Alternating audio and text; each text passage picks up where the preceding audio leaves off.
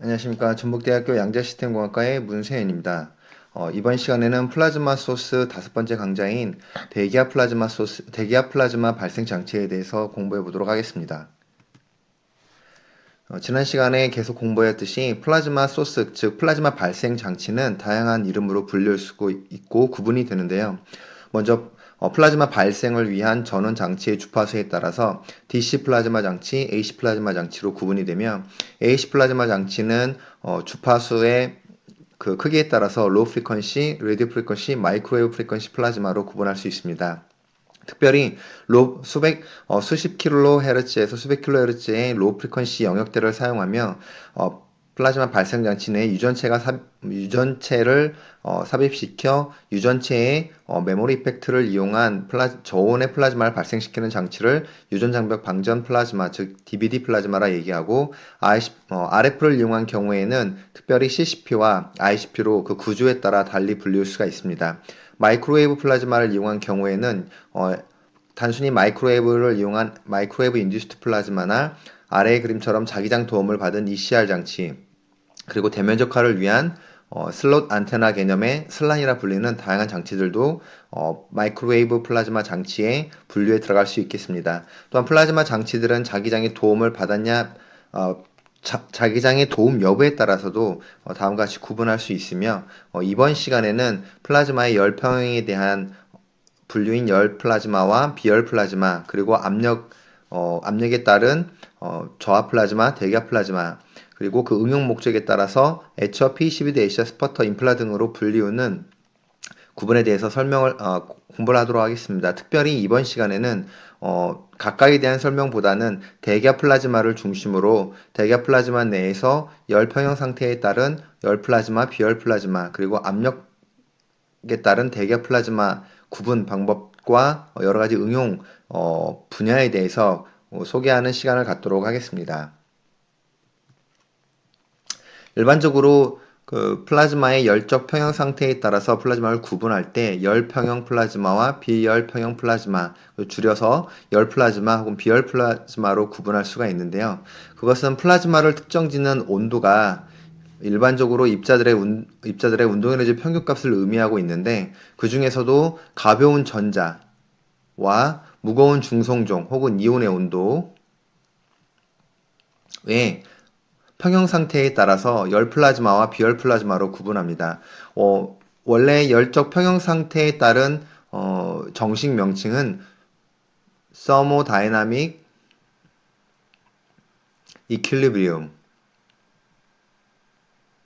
플라즈마가 우리가 얘기하는 열 플라즈마가 되겠습니다. 열 플라즈마라고 말할 때에는 일반적으로 서멀리 이퀄리브리움 상태인 플라즈마를 얘기하는데요. 그 기준이 되는 것은 보통 앞서 말씀드린 중성종, 기체의 온도와 전자의 온도가 거의 같은 경우를 얘기합니다. 나중에 우리가 플라즈마 광진단에서 플라즈마의 다양한 온도에 대해서 설명을 드리겠지만, 일반적으로 우리가 온도라고 하는 뜨거운 정도의 정의죠. 하는 템퍼러처라는 것은 잘 아시는 대로 운동에너지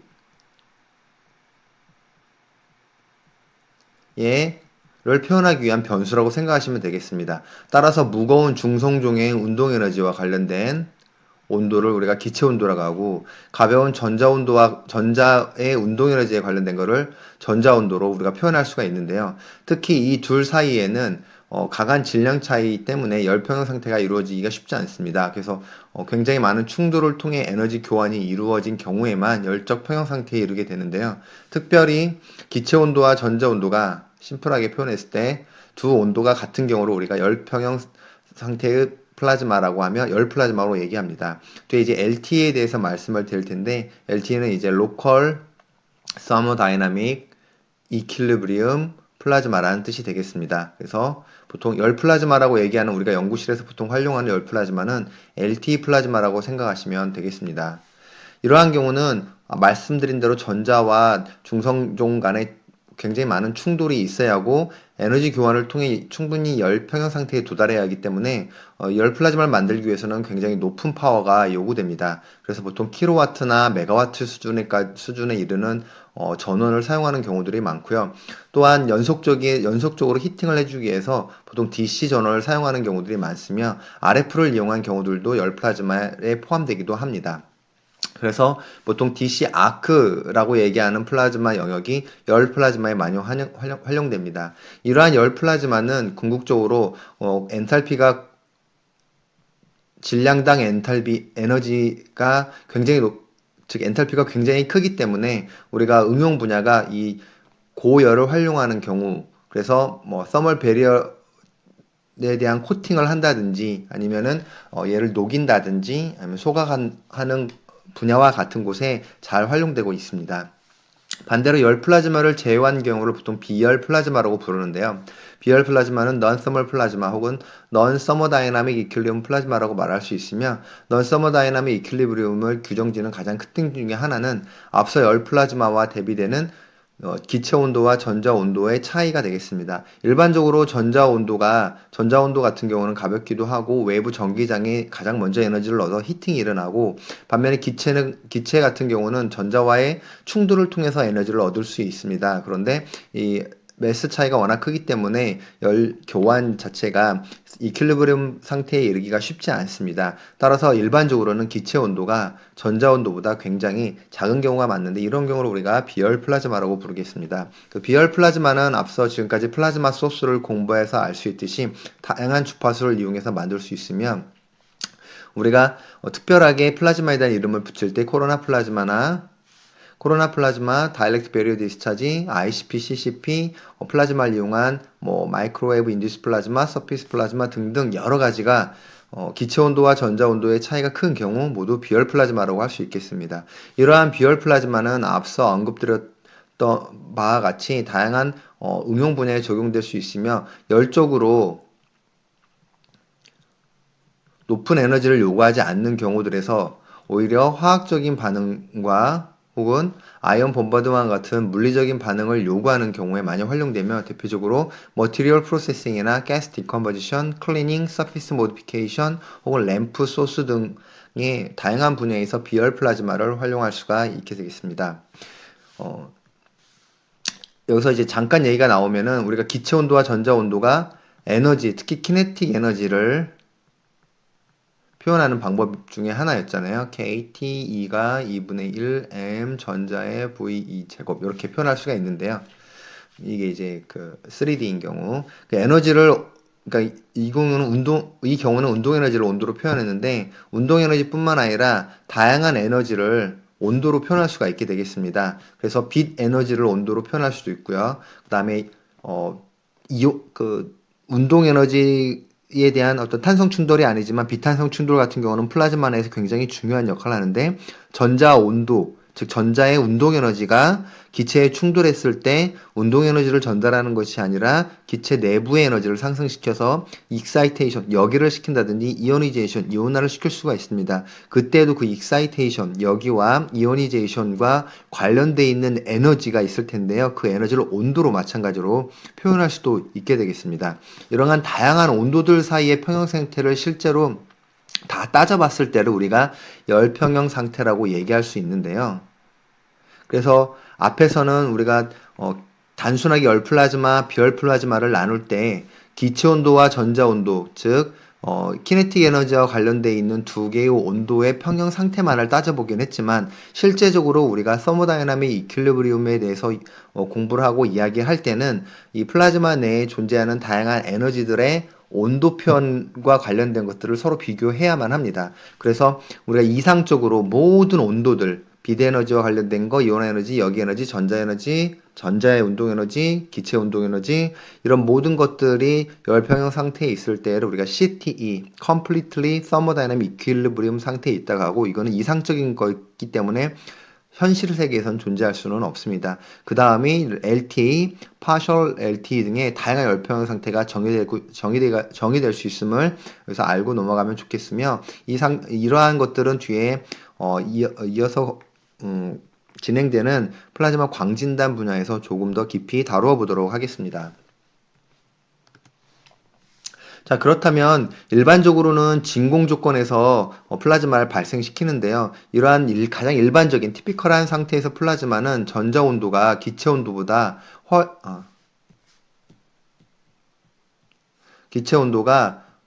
전자 온도가 기체 온도보다 훨씬 높은 비어 플라즈마 상태가 대부분입니다. 우리가 지난 시간 DC 디스차지를 공부하면서 이 특성을 평가하기 위해 IV 커브를 공부해 본 적이 있습니다. 그래서 외부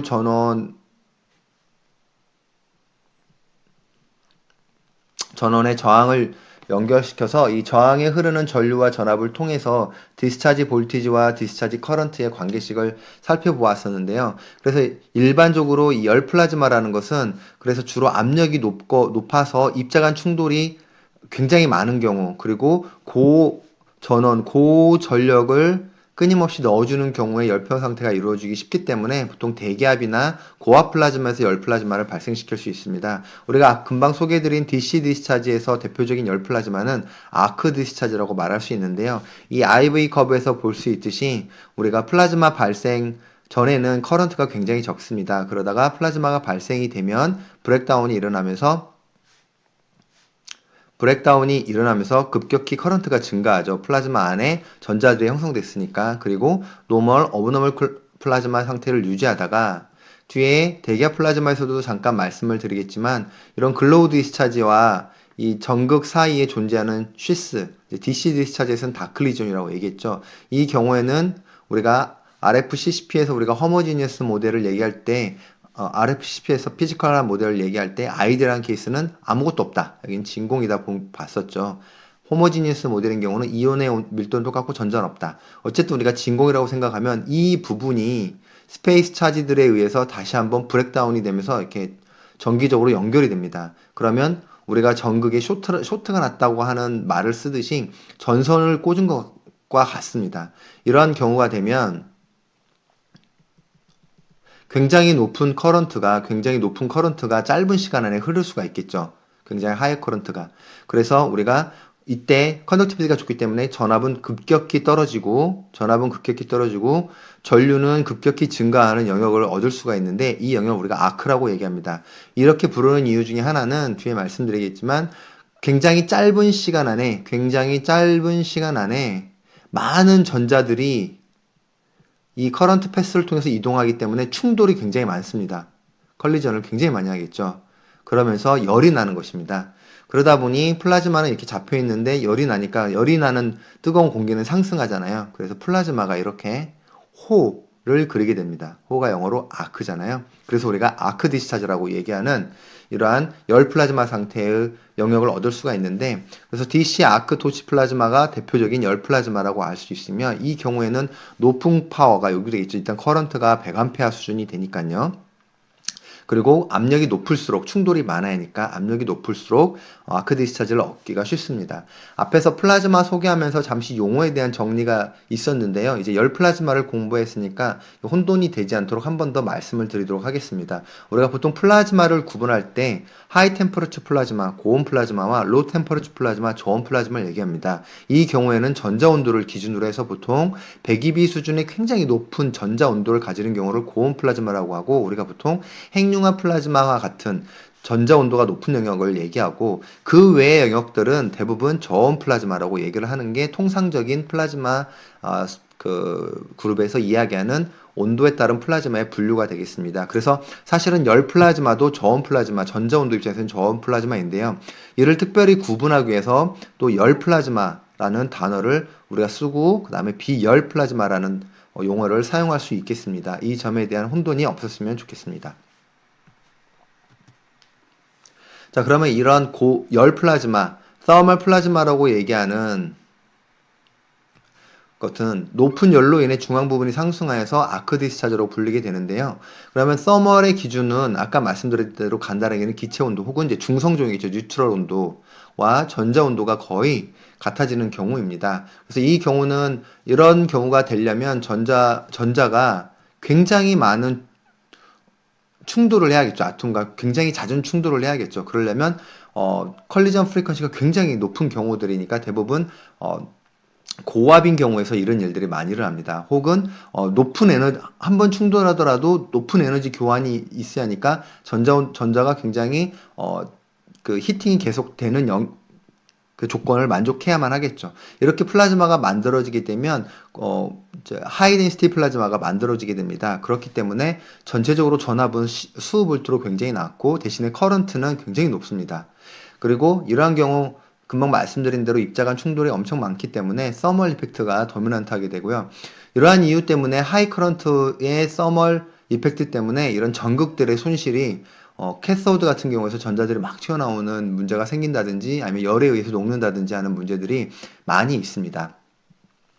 그래서 이러한 단점들을 보완하기 위해 하이 커런트 덴시티를 이용해서 주변에 자기장을 걸어 J 크로스 B 포스를 유도하여 플라즈마를 이렇게 돌리거나 아니면 컬럼 핀치를 일으키기도 합니다.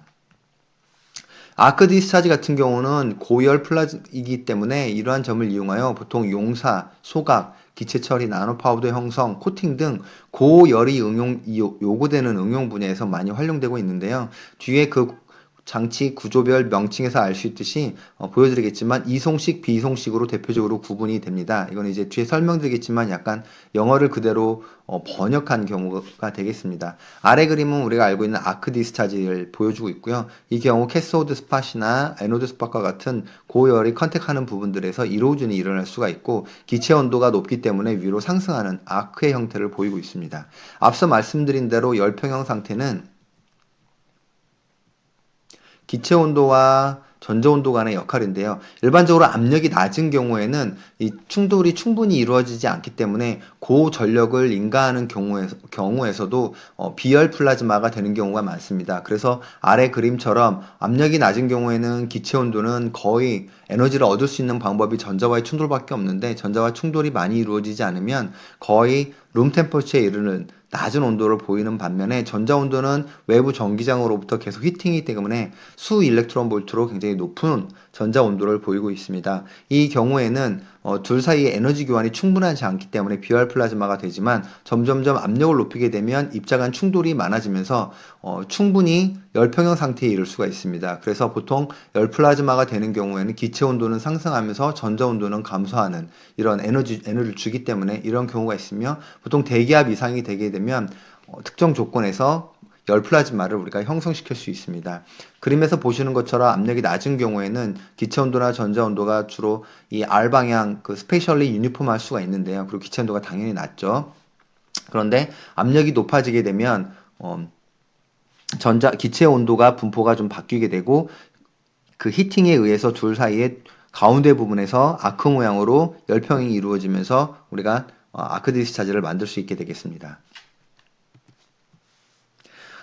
아래 그림은 대표적인 열 플라즈마 소스, 특히 DC를 이용한 열 플라즈마 발생원의 구조를 나타내고 있는데요. 기본적으로 DC 장치를 이용하는 경우 아크를 일으키는 게 굉장히 중요합니다. 그러다 보니 전극간에서 그러니까 하이 커런트가 흘러야 하기 때문에 에노드와 캐소드 사이에 아크 방전을 일으키기 위한 구조로 되어 있으며 또 고열이기 때문에 이러한 전극들의 손상을 받기 위해 이렇게 냉각수들이 흐르고 있습니다. 아래쪽 그림은 캐소드, 음극과 양극의 아래 그림처럼 되어 있으며 이때 발생된 아크 플라즈마가 사실은 이 내부에 있습니다.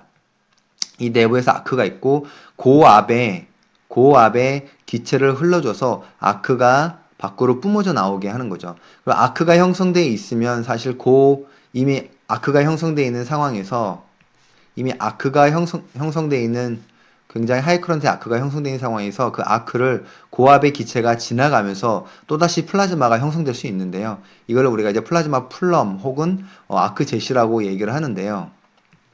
이러한 형태는 아크 자체는 사실 아크 자체는 전극 내부에 있기 때문에 밖으로 나오지는 않습니다. 그래서 이거를 트랜스퍼드 아크라고 하고 트랜스퍼라는 건 이동이잖아요. 이걸 그대로 번역해서 뭐 일본식으로 좀 그대로 번역해서 이송이 움직인다는 거잖아요. 이송식 아크다란 말을 사용하기도 합니다. 반면에 아래 그림처럼 캐소드가 있고 에노드가 밖에 있습니다. 이렇게 공간상 밖에 있어서 아크 자체가 이렇게 공간상으로 튀어나오게 되고, 만약에 피 처리물이 여기 있다면 피 처리물에 아크가 직접적으로 이렇게 빠져나오게 됩니다. 그래서 이러한 경우는 아크가 밖으로 나와 있기 때문에 이 경우는 우리가 transferred 아크라고 해서 이송식 아크라는 이름을 쓰기도 합니다. 그런데 앞서 말씀드린 대로 아크라는 것은 한번 어느 부분에 아크가 생기면 이 부분이 볼티지가 엄청 낮아지기 때문에 다른 부분에 플라즈마가 생기기가 어렵습니다. 그리고 하이 커런트 패스가 생기니까요. 그래서 한쪽 전극만 계속 로스가 생길 수 있기 때문에 이 전극 사용에 대한 수명을 단축시킬 수밖에 없습니다. 그래서 이를 극복하기 위해서 일반적으로 이 아크 부분을 돌립니다. 그런 부분이 이제 마그네틱 코일을 이용하는 경우인데요. 그러면 J 크로스 B에 의해서 이게 J가 되겠죠. 그럼 이제 커런트가 있고, 그럼 커런트가 간단하게 커런트가 이렇게 있고, 자기장이 이렇게 커런트가 있고 자기장이 있으면 얘가 예를 들어서 아이디어한 케이스, 좀 왜곡돼 있지만 자기장의 방향이 이쪽이고 커런트가 이렇게 있으면 이 커런트 패스는 이제 힘을 받겠죠. 그러면 이쪽으로 힘을 받겠죠. 반대쪽 들어가는 방향으로. 그리고 다시 또 아래쪽으로. 그래서 이렇게 로테이션을 할 수가 있습니다. 그죠? 그럼 커런트가 아크가 로테이션을 할 수 있으면 이걸로부터 에노드를 오버히팅 되는 걸 방지할 수도 있으며 한 곳을 계속 때리지 않아서 우리가 그 전극의 손실을 좀 막을 수가 있는 장점들도 있습니다. 앞서서는 열 플라즈마, 즉 고열 플라즈마, 서멀 이퀄리브리엄 플라즈마를 말씀드렸는데요. 일반적으로 비열 플라즈마, 그러니까 우리가 보통 플라즈마라고 얘기하는 것들은 대부분 비열 플라즈마인 경우가 많은데요. 그 응용면에서 비열 플라즈마는 일반 진공에서처럼 이런 발생되는 플라즈마는 대부분 비열 플라즈마라고 생각하시면 되겠습니다. 그런데 비열 플라즈마이면서 높은 압력에서 만들 수 있는 플라즈마에 대한 관심이 많이 있었는데요. 앞서 말씀드린 열 플라즈마들, 특히 이제 DC 아크 디스차지 같은 경우에는 그 특징이 대부분 고압에서 플라즈마를 발생시켰습니다. 그 이유는 앞서 설명드린 바와 같이 열 플라즈마를 만들기 위해서는 입자 간 충돌이 굉장히 전원에서 공급되는 전력도 커야지만 입자 간 잦은 충돌을 통해서 열평형을 만들 수 있기 때문인데요. 그래서 보통은 기존에는 대기압에서 플라즈마를 만든다라고 하면 보통 이렇게 아크 디스차지를 통한 열 플라즈마인 경우가 약간 상식으로 받아들인 경우가 많았습니다. 그런데 최근 2000년대에 들어와서부터는 낮은 기체 온도 특성을 보이는, 그러니까 비열 플라즈마이지만 대기압에서 플라즈마를 발생시킬 수 있는 그 장치들과 이를 이용한 응용들이 많이 언급되기 시작했는데요. 이런 대기압 플라즈마를 연구하게 된 원인 중에 하나는 기존의 비열 플라즈마는 대부분 그림에서 보시는 것처럼 복잡한 진공 시스템을 요구한 경우들이 많습니다. 이 진공 시스템들의 장점들은 퓨리티를 컨트롤할 수 있어서 아직도 많이 활용되고 있지만 진공을 만들고 깨야 하는 그 과정들을 통해서 불연속적인 공정 시스템에 대한 아쉬움들이 좀 있었고요. 그리고 아무래도 고진공을 만들다 보니 챔버나 각종 펌프류, 그리고 고가의 장비들이 요구되는 문제들이 있었기 때문에 대기압 플라즈마를 이용한 비열 플라즈마 발생에 대한 수요는 사실 꾸준히 있었다고 해도 과언은 아닙니다. 다만 대기압 플라즈마를 만드는 경우가 대부분 아크 디스차지나 고열 플라즈마가 되다 보니 진공의 저온 플라즈마에서 활용되던 분야에 적용하기가 어려웠던 문제점이 있었죠. 그런데 대기압 플라즈마를 이용한 저온 플라즈마 발생이 성공하면서 많은 각광을 받게 되었는데요. 기존의 저압 플라즈마들이 하이 코스트 로우 일드라는 단점을 가지고 있었다면 지금 보신 바와 같이 진공 장비들이 사라진 대기압 플라즈마 같은 경우에는 로우 코스트 하이 일드라고 단순히 장점들을 비교할 수가 있겠습니다. 그런데 대기압으로 가게 되면 기본적으로 그 중성종의 밀도가 증가합니다. 그래서 대기압 플라즈마를 만들기가 어렵긴 하겠지만 대기압으로 저온 플라즈마를 만드는 경우에는 추가적으로 하이 일렉트론 덴시티와 하이 액티브 스페이스의 덴시티, 즉 레디컬의 덴시티를 꾀할 수 있는 방법이 되겠습니다. 이러한 경우에는 보다 그 케미컬한 특성, 플라즈마의 케미컬한 특성을 활용할 수 있는 영역에서 대기압 저온 플라즈마가 응용될 수 있다는 것을 시사하고요. 그래서 최근에 뭐 2000년대 이후에 우리나라도 2000년대 이후에 전 세계적으로 대기압 플라즈마에 대한 연구가 굉장히 많아지고 있으면서 이제 트렌드가 기존에는 대기압 플라즈마 혹은 이제 상압이란 말을 쓰죠. 우리가 대기 온도를 상온이라고 룸 템퍼러처라고 얘기하듯이 얘를 룸 프레셔라고 근데 잘 얘기하진 않지만 atmospheric pressure라고 얘기하지만 대기압 플라즈마다라고 얘기하면 기존에는 대충 보통 열 플라즈마인가 토치인가 이런 얘기가 사람들 뇌리 속에 많이 남아 있었다면 2000년대 이후 플라즈마를 공부하시는 분들은 알겠지만 대기압 플라즈마라고 하면 보통 대기압 저온 플라즈마를 얘기하는 경우가 훨씬 많아질 정도로 이 분야에 대한 연구가 급격히 증가하게 되었습니다. 그래서 오늘은 이 부분에 대한 얘기를 주로 진행하도록 하겠습니다. 이 비열 플라즈마를 온도별로 구분을 해보면 앞서 말씀드린 대로 서멀 플라즈마와 넌서멀 플라즈마로 말할 수 있는데요. 이퀄리브리움 플라즈마 중에 특히 하이 템퍼러처 플라즈마는 전자 온도가 굉장히 높은 경우고요. 넌서멀 플라즈마인 경우에는 전자 온도가 기본적으로 낮습니다.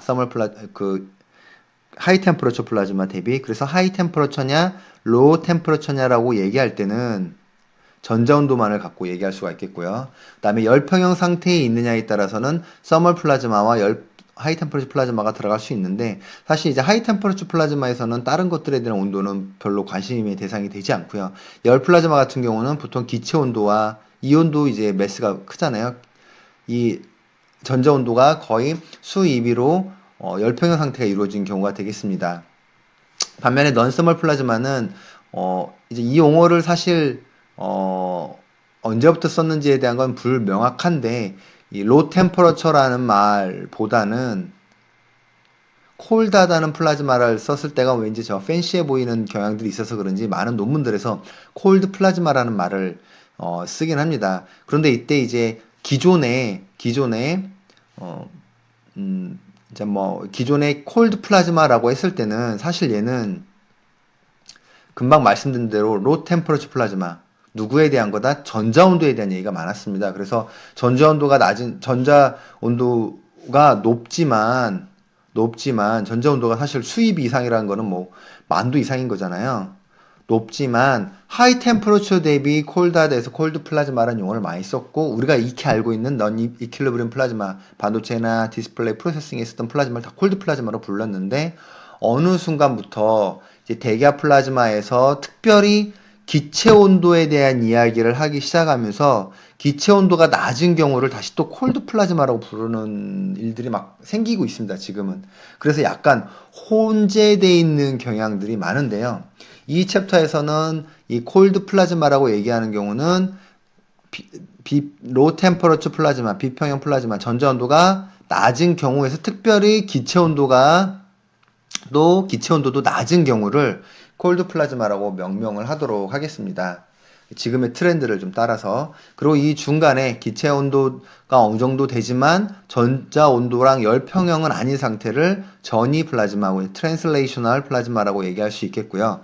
뭉뚱그려서 로 템퍼러처 플라즈마, 저온 플라즈마라고 비열 플라즈마라고 또 불러도 되겠습니다. 그래서 우리가 알고 있는 앞전 시간에 공부했던 다이렉트릭 베리어 디스차지나 혹은 이 이름을 또 다르게 부르시는 명명이 있습니다. 이거는 이제 유니버시티 오브 테네시 낙스빌 캠퍼스에 있던 제이 로스라는 교수가 주로 대기압 플라즈마, DVD 플라즈마를 많이 연구하면서 이분은 이제 안타깝게도 아직도 아마 감옥에 계신 걸로 알고 있는데 OAU GDP라는 용어를 널리 활용하고 그 논문에서 자꾸 밀었습니다. 그래서 이거는 One Atmospheric Pressure Uniform Glow Discharge 플라즈마에서 하여튼 뭐 플라즈마와 관련된 좋은 이름들은 다 갖다 써서 OAU GDP라는 용어를 한참 밀었었고요. 그래서 그냥 DBD라고 봐도 되고요. 그 다음에 코로나 디스차지라는 것을 코로나 디스차지는 일렉트릭 필드가 넌 유니폼한 경우 우리가 P2 플레인처럼 일렉트릭 필드가 넌 유니폼한 경우 이 일렉트릭 필드가 강한 주변에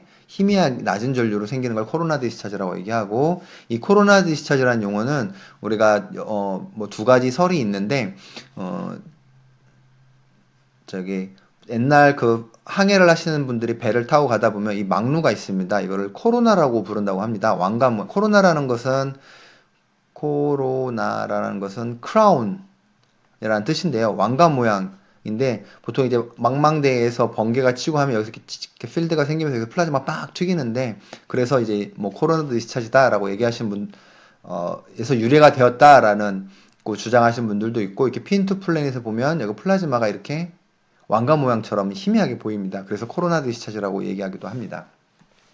그리고 플라즈마 Z, 그 다음에 APPJ, 이 용어는 2000년도 초반에 대기압 플라즈마인데 RF를 이용한 대기압 플라즈마를 연구를 그 UCLA RF 힉스라는 교수와 로스알라모스의 정재영 혹은 박재영 박사님 한국 분들이시죠. 이분들이 굉장히 많이 연구하셨습니다. 그러면서 Atmospheric Pressure Plasma Z라는 이름을 쓰면서 이 APPJ라는 이름이 굉장히 널리 활용될 수 있었고요.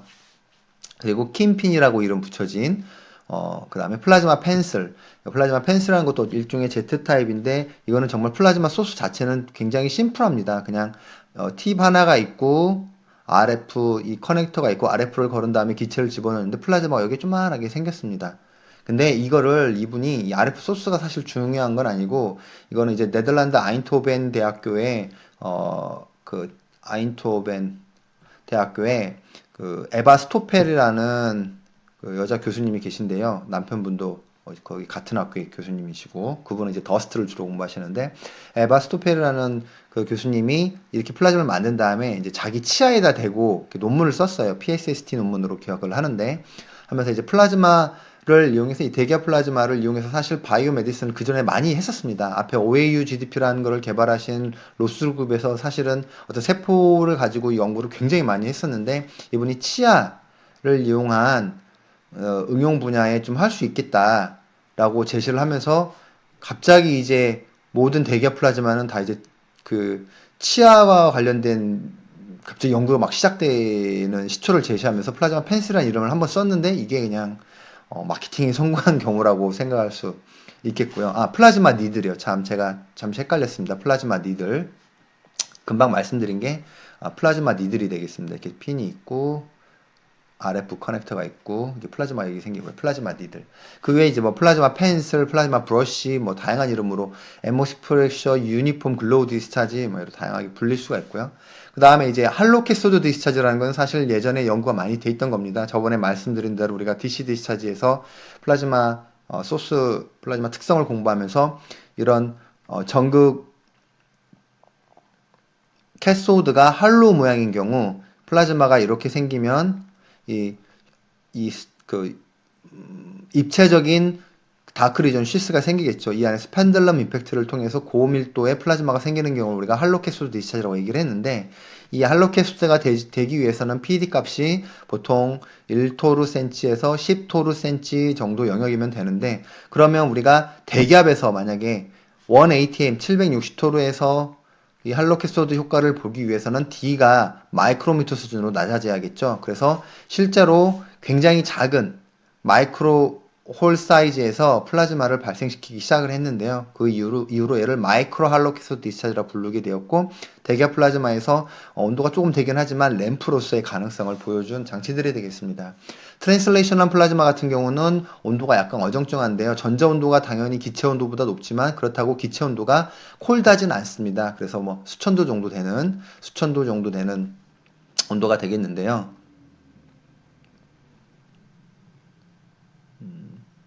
수천도. 그래서 대표적인 게 ICP 토치나 글라이딩 아크, 뭐 MIP, 서파트론 이런 부분들이 되겠습니다. 그리고 열 플라즈마는 앞에 말씀드린 대로 ICP 토치의 일부나 아니면 DC 아크 토치들이 대부분 이런 경우에 속하고 특히 열 플라즈마를 만들기 위해서는 이 파워 덴시티가 굉장히 높아야 합니다. 그래서 실제 파워가 뭐 메가와트까지 쓰는 경우들이 있고요. 하이 템퍼러처 플라즈마는 여러분들이 잘 아는 대로 토카막들이 되겠죠. 아래에 이 약자들의 용어들이 있습니다. 참고하시면 되겠습니다. 자, 그렇다면 대기압 저온 플라즈마라는 거는 어떤 것이냐 뭐 보겠습니다. 그래서 여러분들이 잘 아는 대로 DC 디스차지를 하면서 이 파시엔 커브를 공부하셨습니다. 파시엔 커브는 압력과 이 전극 간격과 플라즈마를 발생시키는 브렉다운 볼티지와의 관계식을 나타낸 건데요. 이렇게 넌리니하게 나오고 항상 미니멈이 존재한다고 얘기했잖아요. 그래서 다시 복습을 드리면 하이 프레셔 같은 경우는 컬리전이 너무 많고 그래서 에너지 전달이 충분히 되지 않아 플라즈마 발생하기 위해 높은 전압이 요구되고, 로우 프레셔는 반대로 컬리전이 너무 없기 때문에 충분히 가속된 전자들이 충돌을 통해서 에너지 교환을 이루지 못하기 때문에 높은 브렉다운 볼티지가 요구된다고 하였습니다. 그리고 PD 값이 커지는 경우 중에 하나인 D 같은 경우는 D가 너무 커지게 되면 동일 전압에 대해서 일렉트릭 필드가 작아지기 때문에 플라즈마 발생을 위해서 더 고전압이 요구된다는 사실이죠. 그런데 이것만 살펴보게 되면, 이 파션 커브를 보게 되면 760토르 수준에서 플라즈마를 발생시키기 위해서는 수 킬로볼트가 밀리미터당 센티미터에 수 킬로볼트가 요구되는 것을, 수십 킬로볼트가 요구됩니다. 굉장한 고전압이 요구되는데요. 이러한 고전압을 발생시키다 보면 고전압으로 인해서 글로우 디스차지로 가기보다는 바로 아크 디스차지로 넘어가는 경우들이 많습니다. 그래서 보통 대기압 플라즈마다라고 하면 입자간 충돌이 많고, 그리고 플라즈마 발생후에 고전압이 요구됩니다. 그래서 15kV 정도 에어 브렉다운 하는 경우에 요구가 되고요. 그 다음에 이로 인해서 아크 디스차지가 되다 보니까 하이 가스 템퍼러처로 인해 우리가 보통 열평형 상태가 되는구나 라고 인식을 했었습니다. 또한 압력이 높다 보니까 디퓨전이 잘 안 돼서 스몰 플라즈마 볼륨을 만들기도 합니다. 그리고 대기압 플라즈마다 보니까 그 특징 중에 하나는 진단이 굉장히 어렵습니다. 이 다음 시간에 배울 진단에서 보시겠지만, 우리가 대표적으로 랑미어 프로브라고 얘기하는 정전 탐침 같은 경우에는 저하 플라즈마에서 아주 막강한 툴을 제공하고 있는데, 이는 대기압 플라즈마에는 적용할 수가 없었습니다. 그런데 이제 그러면 기존 대기압 플라즈마는 모두 이런 열 플라즈마 아크 디스차지냐 라고 생각을 했는데 꼭 그러진 않다. 그래서 넌서멀 대기압 플라즈마에 대한 연구들이 많이 되고 개발이 이루어지고 있음을 우리가 알 수 있는데요.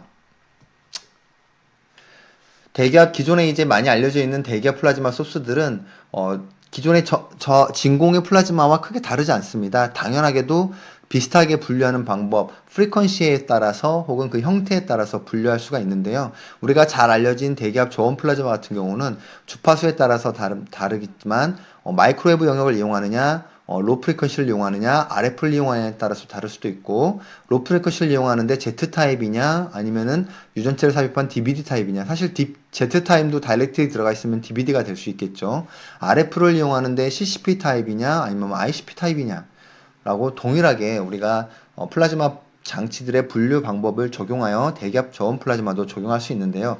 다만 이 대기압 저온 플라즈마들의 특징 중에 하나는 기본적으로 볼륨이 작습니다. 플라즈마 볼륨이 작습니다. 그리고 저압 플라즈마와 마찬가지로 플라즈마가 소스에 의해서 규정되는 플라즈마의 특성이 딱 명확히 규정이 되기 때문에 각각의 응용 목적에 좀 차이가 있을 수 있는데요. 대표적으로 마이크로웨브 디스차지 같은 경우는 상대적으로 기체 온도가 높습니다. 물론 열 플라즈마는 아니지만, 그리고 밀도가 높기 때문에 보통 턱식가스를 처리하는 부분에 활용한다든지 적용이 많이 되고 있고요. 대기압 다이렉트 베리 디스차지 같은 경우는 지난 시간에 본 바와 같이 내가 연속적으로 전원을 공급한다 하더라도 플라즈마 자체는 반주기 내에 펄스 형태로 꺼졌다 켜지는 일이 반복되기 때문에 기체 온도가 굉장히 낮습니다. 또한 플라즈마 밀도도 낮고요. 그러다 보니 우리가 서멀리 위크한 머티리얼들을 처리하는데 아주 자주 활용되기 때문에 필름 트리트먼트나 오조나이저, 그리고 최근에 바이오메디컬 어플리케이션에서 각광받고 있고, 마이크로 디스차지 같은 경우는 말 그대로 플라즈마 볼륨 자체가 작기 때문에 어떤 마이크로 패터닝이나 아니면 센서 부분에 활용할 수 있고요. 대기압 RF 플라즈마 같은 경우는 상대적으로 유니폼한 플라즈마를 만들면서도 밀도가 LF를 이용한 DVD보다는 높습니다. 그래서 다양한 서페이스 트리트먼트에 활용될 수가 있겠습니다.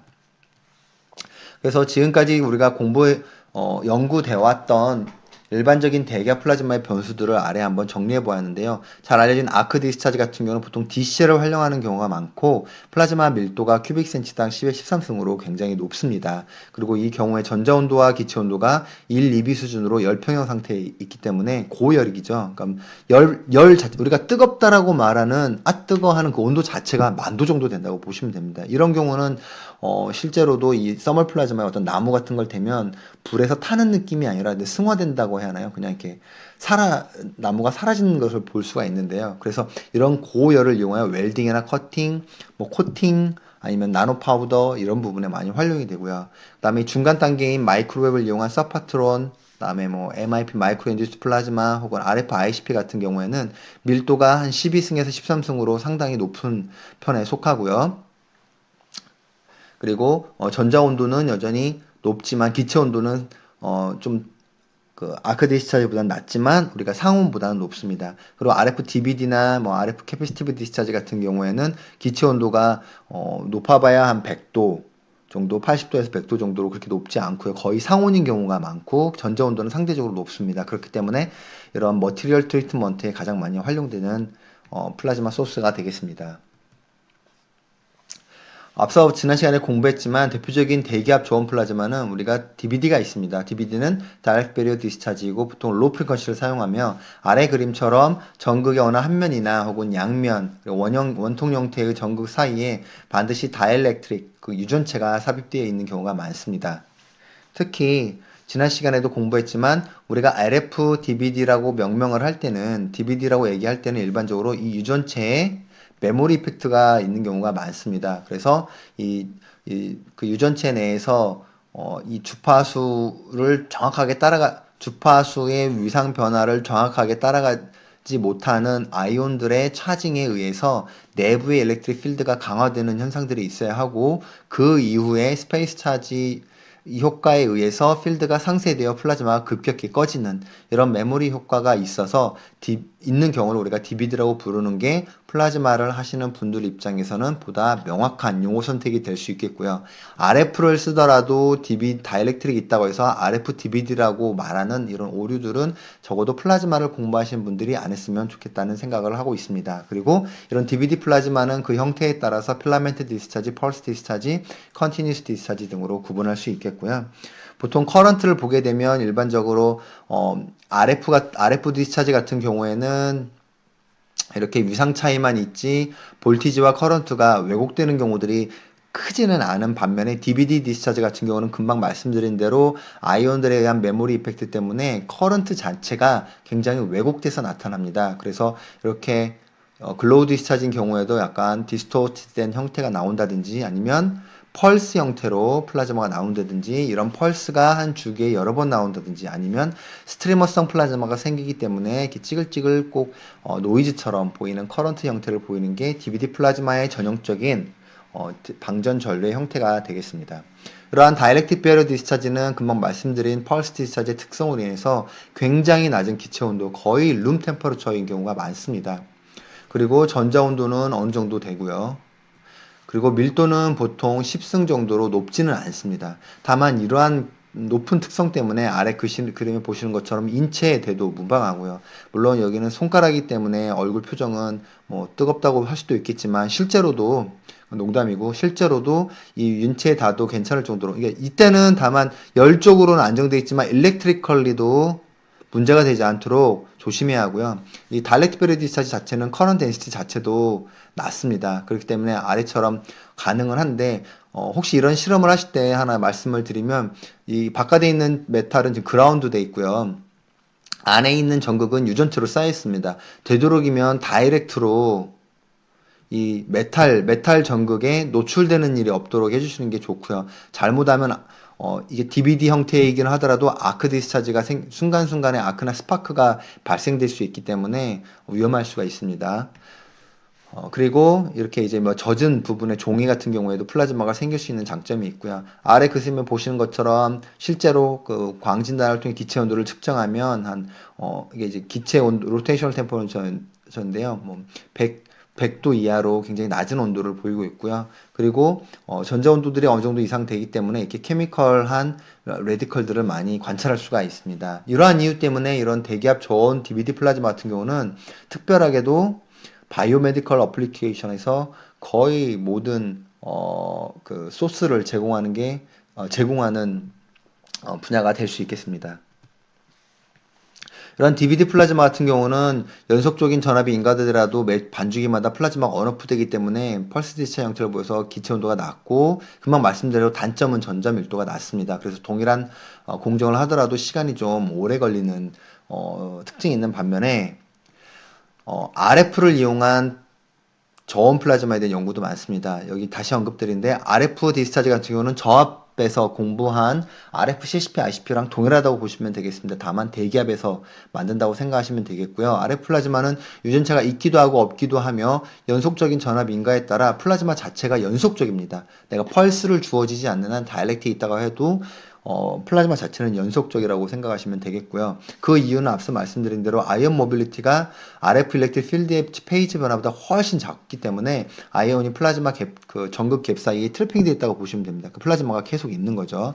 그리고 기체 온도 같은 면은 DVD 플라즈마보다는 약간 높긴 하지만 그래도 서멀리 데미지를 줄 정도는 아닌 경우들이 많습니다. 물론 파워에 따라 다르고 전극 구조에 따라 다르긴 하지만 RF 대기압 플라즈마를 만드는 경우에도 서멀리 위크한 머티리얼에 활용할 수 있도록 굉장히 콜드한 플라즈마, 기체 온도가 낮은 플라즈마를 만들 수 있는 것도 사실입니다. 그리고 반면에 전자 온도는 상대적으로 높기 때문에 어느 특정 분야에서는 이 RF 저온 플라즈마가 더 각광을 받기도 하고요. 이 RF 플라즈마는 앞서 말씀드린 대로 UCLA RFX 그룹과 로스알라모스 내셔널 랩의 박재영 박사님이나 정재영 박사님들이 굉장히 2000년도 초반에 굉장히 중점적으로 연구를 많이 하고 확산을 시키셨고 이걸로 저하 플라즈마에서 할 수 있는 일들을 대기압 플라즈마에서 할 수 있음을 많이 보여주셨습니다. 그로 인하여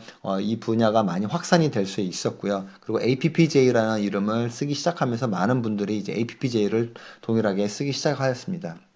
그런데 이제 초기에는 이 Z라는 이름을 쓴 게 아래 그림에서 보시는 것처럼 전극과 꼭 아크 디스차지하고 똑같은 구조죠. 다만 아크를 만들지 않고 글로우 디스차지가 만들어져서 살짝 뿜어져 나왔습니다. 길게 나오지는 못했습니다. 살짝 뿜어져 나왔었는데요. 그래서 이거를 APPZ라고 해서 이 Z를 이용해서 빠져나오는 플럼을 이용해서 무언가를 응용을 했던 부분들이 있었고요. 다만 이제 이런 CCP 구조에서도 연구를 많이 했었는데 이 내부 공간을 가득 채우는 글로우 디스차지에 대한 연구도 있었지만 전압을 높이고 전력을 높이다 보니 아크가 같은 게 나오더라 라는 연구도 있었는데 아크 같지는 않은데 아크 같다. 그래서 페일리어 모드라는 이름을 초기에는 쓰셨습니다. 이 이후에 지금은 이제 동아 유니버시티 상하이에 계시는 상하이 동아 유니버시티에 계시는 JJC 교수와 영국 러플로우 대학 지금은 이제 이 바이오 쪽으로 많이 유명한 올드 도미니언 대학으로 옮기셨는데 마이클 공 교수가 시뮬레이션과 그 실험을 하면서 이게 페일러 모드가 아니고 저하 플라즈마에서 알 수 있는 감마 모드 같다 라고 제안을 하였고 카이스트 최원호 교수님 연구실에서 기초 연구를 통해 대기압 플라즈마에서도 알파 감마 모드 전이와 감마 모드가 존재할 수 있음을 보이는 다양한 대기압 플라즈마에 대한 기초 연구들이 수행이 되고 있었습니다. 이러한 대기압 저온 플라즈마 중 RF를 이용한 플라즈마 같은 경우는 일반적인 CCP나 ICP 형태, 그러니까 저하 플라즈마와 동일합니다. 다만 CCP 타입의 경우에는 그 단순성과 균열성 등으로 보다 많이 선호되고 있으며 또 이제 대면적화가 쉽다는 장점이 있겠죠. 보통은 전극 간격이 문제점이 있다면 그 저하 플라즈마 대비 전극 간격이 굉장히 좁습니다. 그리고 유전체를 사용하는 경우에는 대기압 플라즈마에서 발생할 수 있는 아크나 스트리머를 방지할 수 있는 효과가 있을 수 있고요.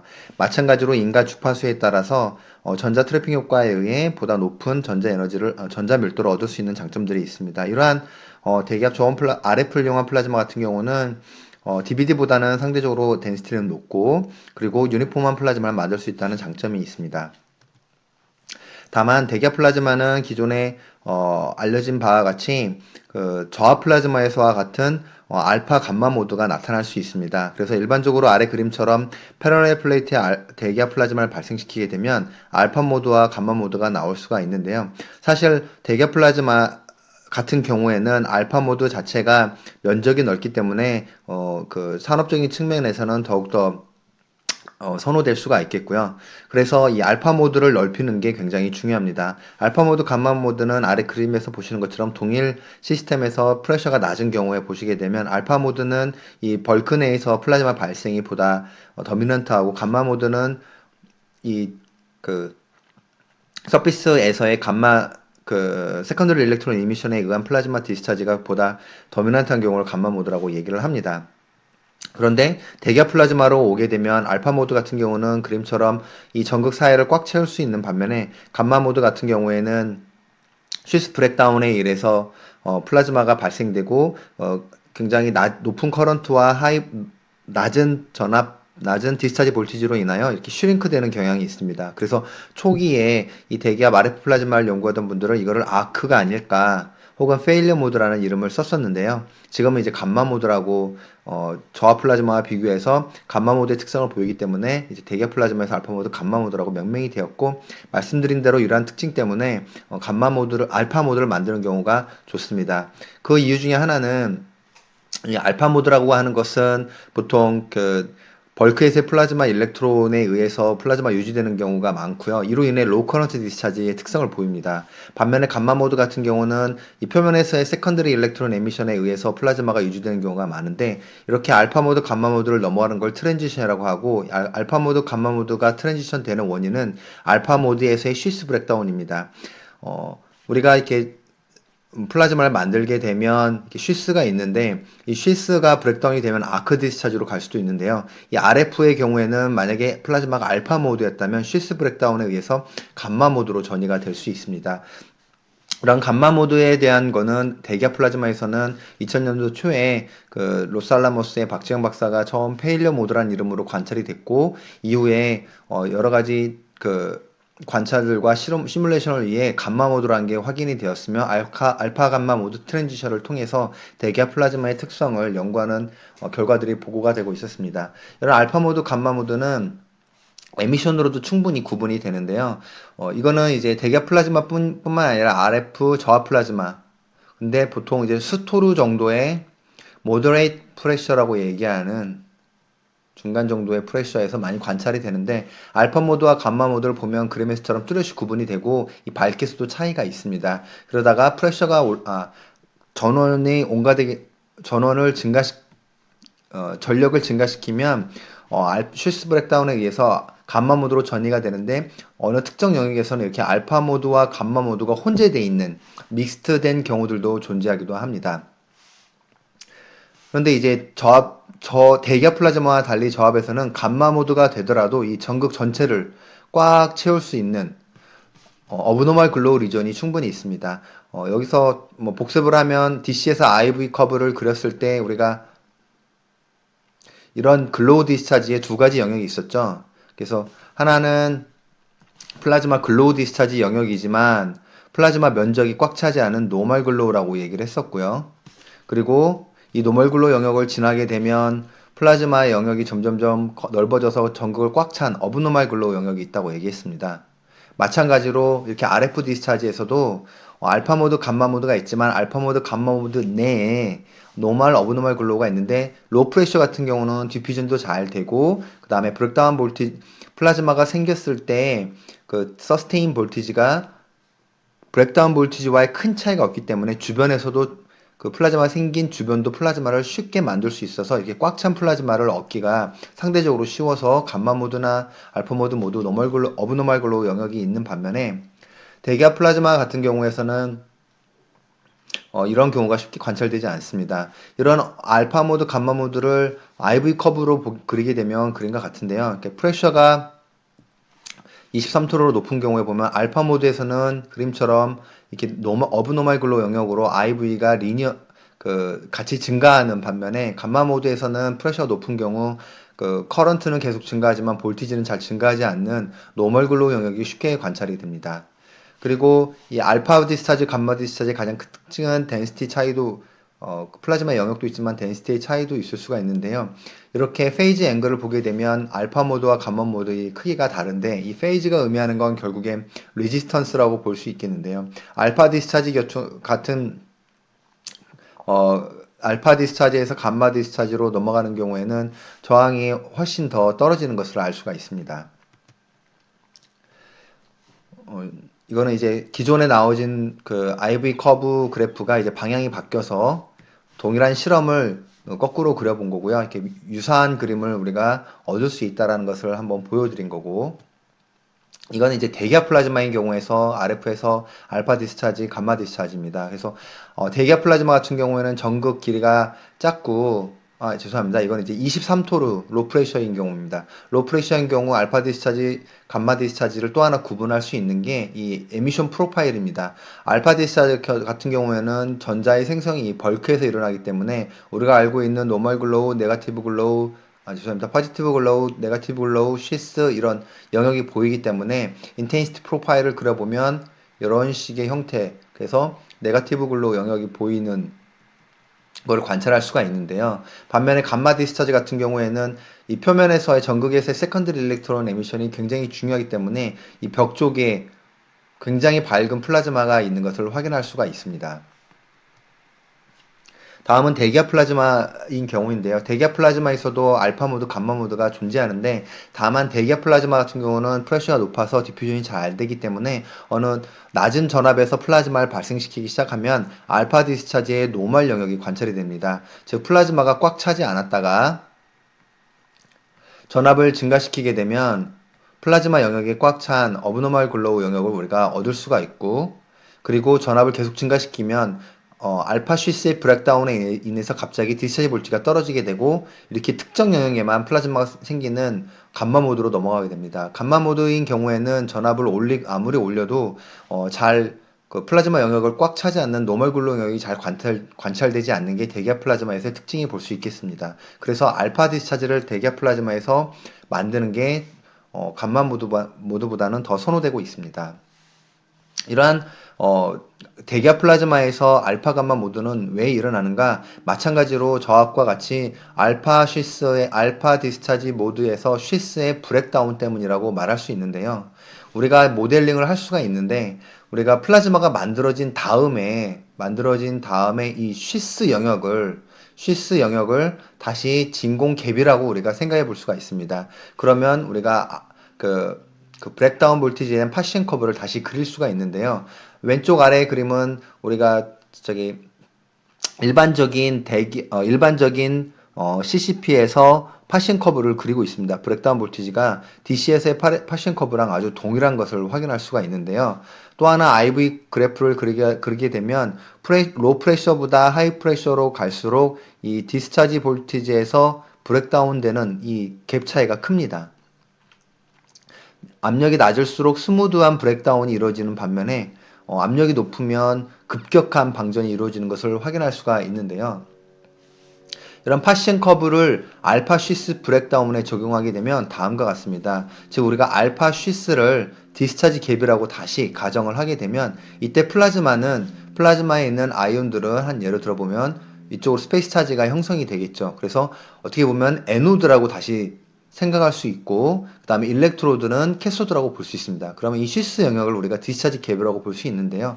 그래서 우리가 파시언 커브 식에서 실제로는 전극 간격인 D를 쉬스 두께인 DS로 대입해 볼 수가 있습니다. 그래서 우리가 PDS에 대한 이 미니멈 값을 그려보게 되면 한 5토르 센치 정도에서 미니멈을 얻을 수가 있는데요. 헬륨 디스차지인 경우 실제로 저희가 대기압 플라즈마를 가지고 쉬스 브렉다운이 일어나는 볼티지와 이미지 프로세스를 통해서 쉬스 두께를 가지고서 이 파시언 커브를 다시 그려보게 되면 PD 값이 그림처럼 그려집니다. 이때 미니멈 영역이 한 6토르 정도 나오는 걸 볼 수 있는데요. 이론적으로 계산한 4.8토르와 거의 비슷한 것을 확인할 수가 있습니다. 이는 알파에서 감마 모드 넘어가는 모델인 알파 쉬스 브렉다운이 잘 적용되고 있는 것을 우리가 확인할 수가 있습니다.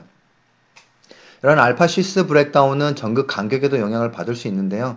기본적으로 플라즈마를 처음에 RF를 가지고 플라즈마를 만들면 알파 디스차지로 넘어가게 됩니다. 처음부터 감마로 넘어가기 위해서는 굉장히 고전압이 요구되는데요. 그 예가 바로 전극 간격이 높은 경우가 되겠습니다. 전극 간격이 대기압 플라즈마에서 높은 경우에는 플라즈마 방전을 위해 굉장히 하이 볼티지가 요구됩니다. 하이 브렉다운 볼티지가 요구되는데요. 이런 하이 브렉다운 볼티지는 초기에 알파 모드를 만들긴 하지만 어브노멀 글로우 영역을 채우지 못하고 전압이 높기 때문에 바로 감마 모드로 넘어갈 수 있습니다. 반면에 전극 간격이 낮은 경우에서는 우리가 처음부터 어브노멀 글로우를 만든다든지 아니면 어브노멀 글로우 그리고 감마 모드의 전이를 관찰할 수가 있는데요. 따라서 대기압 플라즈마에서 전극 간격의 이 폭을 결정하는 것도 안정적인 플라즈마를 만드는데 굉장히 중요한 하나의 변수가 되겠습니다. 이렇게 전극 간격별로 플라즈마의 특성을 확인하고 알파, 감마로 트랜지션 되는 트랜지션 볼티지를 한번 그려보게 되면 이 트랜지션 볼티지는 우리가 플라즈마를 만드는 브렉다운 볼티지하고 관계가 있습니다. 즉 브렉다운 볼티지에 준하는 트랜지션 볼티지를 갖는 경우에는 바로 감마 모드로 넘어가게 되는데요. 그건 바로 갭이 높아지면 트랜지션 볼티지가 높아진다는 뜻이게 되고, 이는 트랜지션 볼티지보다 브렉다운 볼티지가 높기 때문에 아크 제너레이션을 만들 수 있다는 뜻이 되겠습니다. 무슨 얘기냐 하면 우리가 두 전극 사이의 간격을 옵티마이즈 하지 않은 상황에서 전원을 걸어서 플라즈마를 발생시킬 때 만약에 글로우 디스차지를 만들지 못하고 바로 아크를 만드는 조건이었다. 그 경우는 우리가 글로우 디스차지를 만들었을 때 감마 모드로 넘어가는 트랜지션 볼티지보다 높은 전압을 인가한 경우, 이보다 높은 전압을 인가한 경우에는 바로 아크가 생긴다는 것을 의미합니다. 즉 충분히 알파 디스차지 모드가 생긴 다음에 쉬스 브렉다운이 일어나야 하는데 이거보다 훨씬 전압이 걸렸기 때문에 바로 아크가 발생한다는 뜻이 되겠습니다. 이렇게 알파 디스차지 영역을 증가시키는 게 굉장히 중요하기 때문에 대기압 플라즈마 같은 경우에는 이 알파에서 감마로 트랜지션 되는 거를 최대한 지연시키는 게 중요합니다. 그래서 보통 유전체를 삽입하는 경우에는 아래 그림처럼 브렉다운 볼티지가 상대적으로 올라가기는 하지만 아크를 방지할 수가 있고, 그리고 트랜지션 볼티지도 더 높은 트랜지션 볼티지에서 감마로 전이가 되기 때문에 우리가 더 넓은 알파 디스차지 영역을 만들 수가 있게 되겠습니다. 그래서 라저 볼티지, 그다음 라저 볼티지 차이, 이 볼티지 갭으로 인해서 우리가 아크도 잘 안 생기고, 그다음에 다이렉트릭을 통해서 아크를 방지한다든지 넓은 면적의 어브노멀 글로우 영역을 이용한 알파 디스차지의 공정 윈도우를 넓힐 수 있는 장점들이 있겠습니다. 또 하나 고밀도 플라즈마를 만들 수 있는 방법 중에 하나였던 고주파를 이용해서도 당연히 대기압 플라즈마를 만들 수 있는데요. 다음 그림에서 보시는 것처럼 주파수가 증가시키면 디스차지 볼티지나 브렉다운 볼티지를 감소시킬 수가 있습니다. 이는 좁은 공간 내에서 일반적으로 대기압 플라즈마를 만드는 이 전극 사이 간격이 수십 밀리로 굉장히 작은 상황인데, 주파수가 올라가면 올라갈수록 이 전자들의 일렉트론 오실레이션, 특히 대기압에서는 충돌이 많기 때문에 이렇게 드리프트 오실레이션을 할 수가 있는데요. 오실레이션 랭스, 오실레이션의 앰플리튜드와 이 비교해 봤을 때 주파수의 증가는 전리전압을 감소시키고 주파수 증가에 따라서 일렉트론 오실레이션의 랭스가 감소합니다. 그 이야기는 주파수가 낮은 경우는 전자들이 필드를 보고 움직이는데 이 전극보다 더 넓게 움직이는 거죠. 낮은 주파수인 경우에는 상대적으로 RF이지만, 그러면 이 전극들을 치기 때문에 일렉트론 로스가 많습니다. 반면에 주파수가 올라가게 되면 이 일렉트론의 오실레이션이 전극 내에 가둬지게 됩니다. 그러면 전극 내에서 충분히 많은 전자들이 트래핑이 되기 때문에 고밀도 플라즈마를 만들 수가 있게 되겠습니다. 이로 인하여 브렉다운 볼티지도 감소시킬 수 있고, 그 다음에 커런트도 높일 수가 있습니다. 그 얘기는 데니시티를 높일 수 있다는 얘기가 되겠습니다. 따라서 앞에서 설명드린 알파, 감마, 쉬스 모델을 통해서 전자 밀도를 구해보면 주파수가 증가할수록 대기압 플라즈마에서도 전자 밀도가 증가하는 것을 확인할 수가 있습니다. 앞서서 좀 지금 말씀드리는 강의가 좀 혼란스러울 수 있는데, 앞에서는 RF의 알파 감마 트랜지션을 공부했습니다. 그 알파 감마 트랜지션이라는 것은 알파 모드가 생기고 이 쉬스의 브렉다운이 일어나는 원리를 얘기한 건데요. 대기압 플라즈마 같은 경우는 뒤에 말씀드리겠지만 플라즈마 밀도를 진단하는 방법이 많지 않습니다. 그래서 억지로 알파 감마 트랜지션을 시키는 전압을 측정하는 거죠. 전압과 전류를. 그 트랜지션 볼티지가 결국엔 전자 밀도와 관련되어 있기 때문입니다. 왜냐하면 알파 쉬스 모델에서 이 아이온들이 우리가 전극이라고 가정을 했기 때문에. 그래서 이 모델을 적용하면 트랜지션 될 때의 전자 밀도를 얻을 수 있는데, 이렇게 전압에 대해서 트랜지션 되는 전압들이 다르고 쉬스 두께가 다르기 때문에 이를 기반으로 전자 밀도를 측정한 것을 보여주고 있습니다. 따라서 여기서의 핵심은 외부 주파수를 증가시킬수록 대기압 플라즈마에서도 전자 밀도가 증가한다는 사실이 되겠습니다.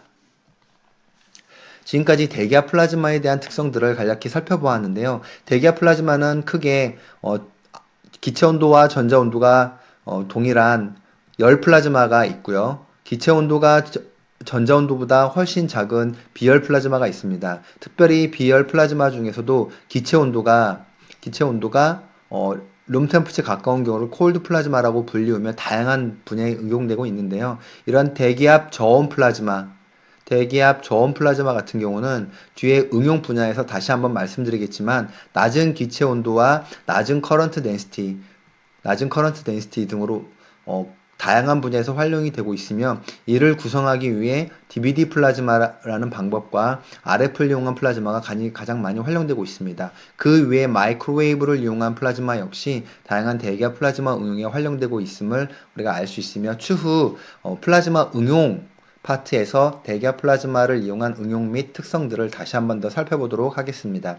이상으로 플라즈마 소스 5번째 강의인 대기압 플라즈마에 대한 강의를 마치도록 하겠습니다. 감사합니다.